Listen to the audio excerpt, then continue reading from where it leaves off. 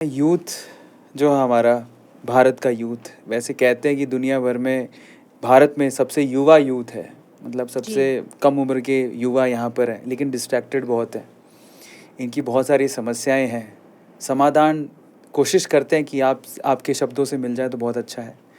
सबसे पहले तो डिस्ट्रैक्शन पे चलते हैं। बहुत डिस्ट्रैक्शन है। ठीक है, स्कूल टाइम तक ठीक रहता है, लेकिन जैसे युवा अवस्था में आता है, सबसे बड़ी समस्या, जैसे हम कई स्टेट्स को ले लेते हैं, आजकल ड्रग की प्रॉब्लम बहुत है। छोटी छोटी समस्याएं लेते हैं, ड्रग जी। की प्रॉब्लम।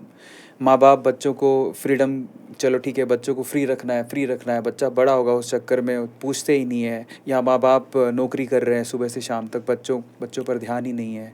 पता लगता है बच्चा बाहर जाके ड्रग ले रहा है, दवाइयाँ ले रहा है, किसी गलत संगत में पड़ गया है। हाँ कैसे जी। बाहर निकले? मैं कहती हूँ समाधान से पहले समस्या देखिए। सॉल्यूशन तो मिल ही जाएगा, पर प्रॉब्लम कहाँ से स्टार्ट हुई वो आपने जिक्र भी किया कि जब एक समय होता है समय देने का पेरेंट्स को, तो आज की इस इतनी आपाधापी में पहली बात तो वहाँ चूक जाते पेरेंट्स कि काम कर रहे हैं। काम किसके लिए कर रहे हैं? कि बच्चों को अच्छा भविष्य दें, और वहीं आप बच्चों के भविष्य जो देना है उसी पे ध्यान नहीं देते, तो फिर बच्चे अब कहाँ जाएंगे? उनको कोई चाहिए बात करने वाला, कोई अपने फीलिंग शेयर करने वाला, दोस्त बना लेते हैं, दोस्तों में शेयर करते हैं। कोई ऑफेंस ना हो, बट मैं ये कह सकती हूँ कि आज के डेट में अच्छाई देने वाले 1% दोस्त होंगे, और 90 या 99% जो लोग होते हैं वो बुराइयाँ देने वाले होते हैं। ट्रू। स्पेशली दोस्ती के नाम पे। ये रिश्ता एक ऐसा है, बहुत अच्छा रिश्ता है, दोस्ती मित्रता, हर गम में साथ खड़ा है, लेकिन यहाँ से बुराइयाँ शुरू हो जाती हैं। और यूथ क्या है, उसको कभी अच्छी चीज़ों के बारे में बताया नहीं गया।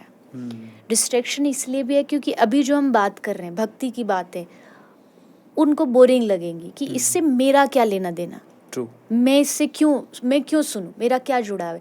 ये यही वो गलती करते हैं, क्योंकि ये नहीं सुनेंगे तो कुछ और सुनेंगे, और कुछ और इसके अलावा कुछ और सुनना मतलब गलत चीज़ें सुनना होगा। तो पहली बात तो बचपन से माँ बाप को बहुत ज़्यादा ध्यान देने की ज़रूरत है। स्पेशली इवन मैं तो कहूँगी कि जब बच्चा गर्भ में आता है तब से ही उसकी क्लास शुरू हो जानी चाहिए अच्छे संस्कारों की। तब से ही शुरुआत होगी। वो सुन रहा है बैठा बैठा सब कि बाहर क्या हो रहा है, क्या चीज़ें, वहीं से भक्ति की शुरुआत करो, वहीं से संस्कारों की शुरुआत करो। फिर अगर आप स्कूल भी भेज रहे हो तो बच्चों को ना बस स्कूली मशीन मत बनाओ, केवल बस भाग करके जा करके डिग्री ले आ, हमारे लिए फर्स्ट आ जा, बस इतना ही नहीं होता काफ़ी। सबसे ज़्यादा ज़रूरी है उसकी अंदर की कंडीशनिंग, उसकी भीतर की जो विचार हैं उनको पॉलिश करना। वो दो ही लोग कर सकते हैं, या तो स्कूल, जो थोड़ा आजकल इतना नहीं कर पाते क्योंकि उनके पास सब्जेक्टिव बहुत प्रेशर है, लेकिन घर में पेरेंट्स, उनको इस बात पर ज़्यादा ध्यान देना चाहिए। अब अगर आप ध्यान देने लग जाओगे, जैसे आपने नशे की बात करी, ड्रग्स की बात करी, आज बहुत सारा यूथ वृंदावन आ रहा है, ब्रज आ रहा है, बहुत आके वहाँ मज़े लेते, आनंद लेते। यूथ को क्या चाहिए? इंजॉय चाहिए, लाइफ में उनको इंजॉय करना है।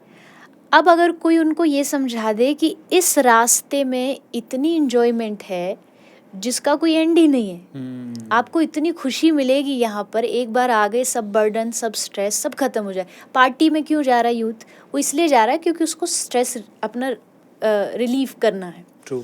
वहाँ जा कर के नशा करेगा, थोड़ी देर गम भूल जाएगा, पीता हूँ गम भुलाने को। तो वो उनके जहन में लोगों ने बिठा दिया कि गम भुलाना है तो ये एक तरीका है, पर आप उनको बताइए नहीं, गम भुलाना तो ये भी एक तरीका है। तू मंदिर जा, और जाके वहाँ जब हरे कृष्ण महामंत्र जोर जोर से बज रहा हो तो उस पर खड़ा होके उछल उछल के नाच, तेरी सारी टेंशन चली जाएगी। तो आई एम 100% श्योर कि वो जाएगा, एक बार तो जाएगा। जब उसे बताया जा रहा है कि एक बार ट्राई कर, तो जाएगा। एक बार पहुंच गया ना, बस फिर ये डिवोशन एक ऐसा रास्ता, एंट्री है, एग्जिट नहीं है। यहाँ आप घुस जाओगे तो फिर आपको फिर ना तो किसी नशे की ज़रूरत है। अभी जिस हम भगवान के नाम की बात शुरू में हमने करी। दुनिया का सबसे बड़ा नशा है भगवान के नाम का नशा।